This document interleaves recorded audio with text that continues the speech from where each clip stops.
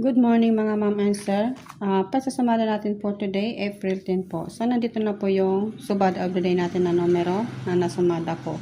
Posted natin kahapon siya as advance sumada natin. So, ang first po natin for today, pasasamada first natin is, meron tayong 419, and then 1932,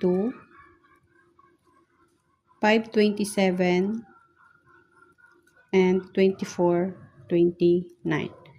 Ayan.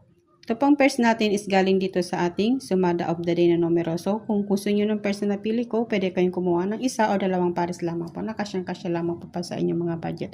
Huwag nyo pong lalatin dahil ang ating sumada ay tips at gabay lamang po para sa ating tatayaan araw-araw. Wala po tayong sure win. Kahit sino mang sumadera o sumadero dyan, wala po tayong mabibigay na sure win. Okay, good luck everyone sa ating mga mananaya, sa ating reels at mga taga-subaybay sa ating page. Ayan.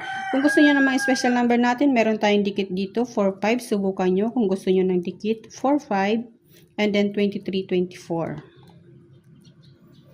Ayan. Meron din tayong baliktaran, kung gusto nyo, 23-32, baliktaran. And then, meron tayong grupo, which is 1929, and then 424. And of course, meron tayong pumpiang 4. Kung bet nyo po ng pumpiang 4, galing sa ating April, tsaka yung 4 natin dyan. So, subukan yung mga special number natin.